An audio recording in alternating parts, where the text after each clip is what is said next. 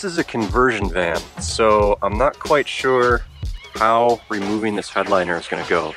I have gutted that van over there, but that was a passenger van. I do really like this headliner. I want to keep it the same, so I want to try not to destroy it.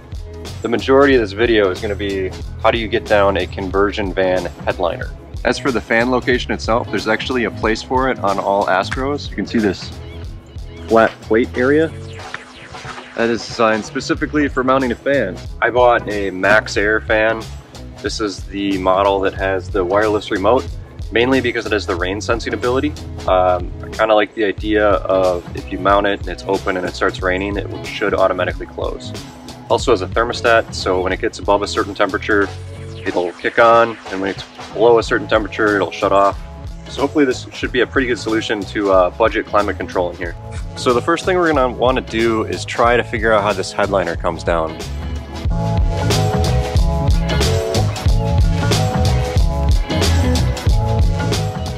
Alright, so I took down this wooden part so I could take off this back panel so I could look into the back of the headliner.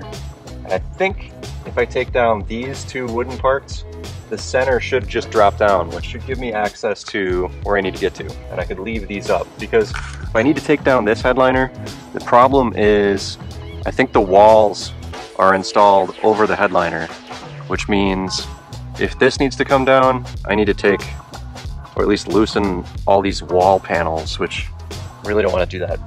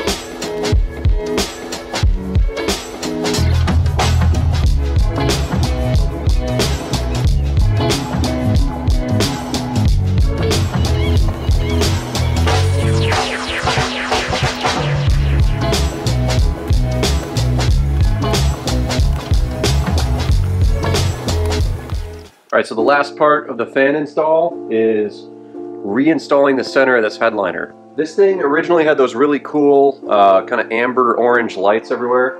Those are incandescent, they suck up a lot of power. Since this is out, I bought some RGB LED 50/50 lights, and we're going to try to take this apart, pull off all the incandescents, and put in the RGB lighting so that when I reinstall this, it's more power efficient and I can make it white or flashy or whatever you want to do. So let's get to stripping.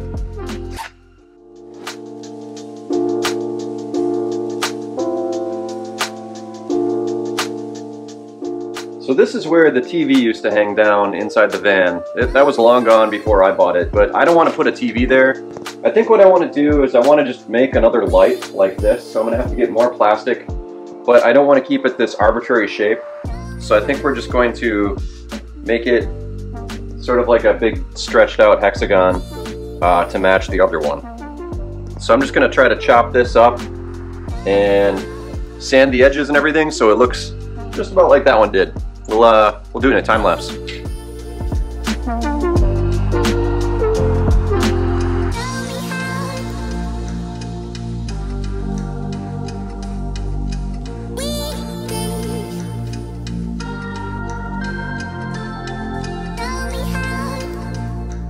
Alright dude, so this sucks. This is the first time it's happened to me, but I had an SD card get corrupted, so I lost a bunch of footage. I'm going to talk you through what happened that wasn't on camera.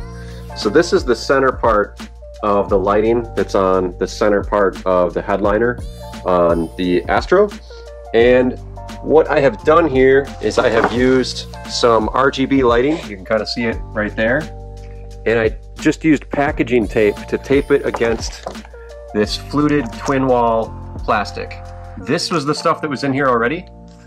This stuff I purchased from Home Depot, and you can see it's a pretty decent match. Slightly different cell size, but you know what? No one's gonna notice. So this is what it looks like when it lights up. Pretty stoked about it. Yeah, I think this is gonna be awesome. And then I have to wire in 2 more strips on the outside perimeter of the van. You can even do cool, trippy stuff like that. But yeah, I think this has turned out pretty good. I'm gonna try to mount this piece onto the centerpiece, and then we're going to add some extensions to the end of these RGB strips so that we can run them on the side of the van too. You'll see what I'm talking about. There's a little wood trim piece kind of near the curtains. So off camera, we put the center of this headliner back in the van, and then I made a mark on it where we need to cut it in order to clearance for the roof vent fan. And so we're gonna basically disassemble the back half here and then use the circular saw and chop off just this upper part.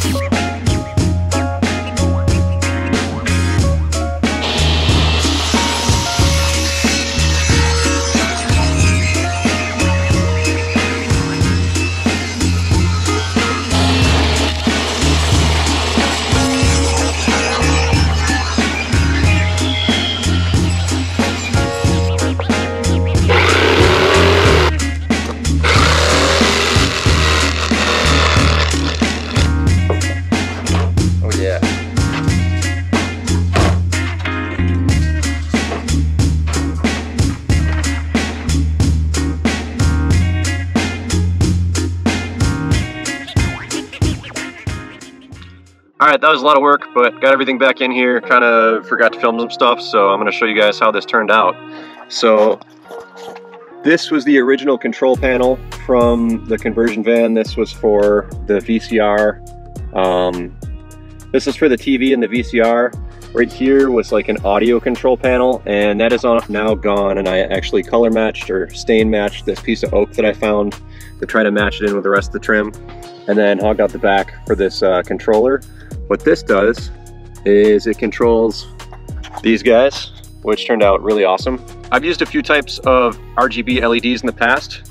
These are GoV ones. I really like these ones just because the quality is pretty good and the controller is decent. You don't have to use those cheesy Chinese controllers with the membranes. It actually has like a decent little controller right here that allows you to flick through all the colors and adjust intensity and stuff. So that's what I'm doing for that, and I really think that this turned out great because it still is the original aesthetic of this van, but just way more power efficient with way more capability in terms of color.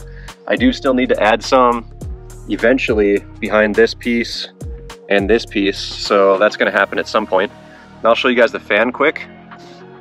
So that I put on the aux switch. You should hear a little beep. And we've gone on one trip with this fan. It was absolutely amazing to use it. You just press on and it's going to open automatically.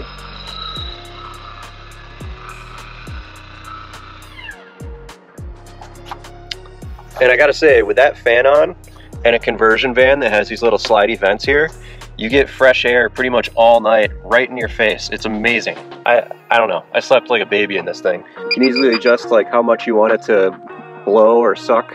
You can flip directions. The other reason I really got this model was because of the rain sensor, because unlike a Sprinter van where the fan might be like above a hallway or something, this is directly above our bed, and if our bedding gets soaked somehow, that's going to be like very bad news for the rest of the trip.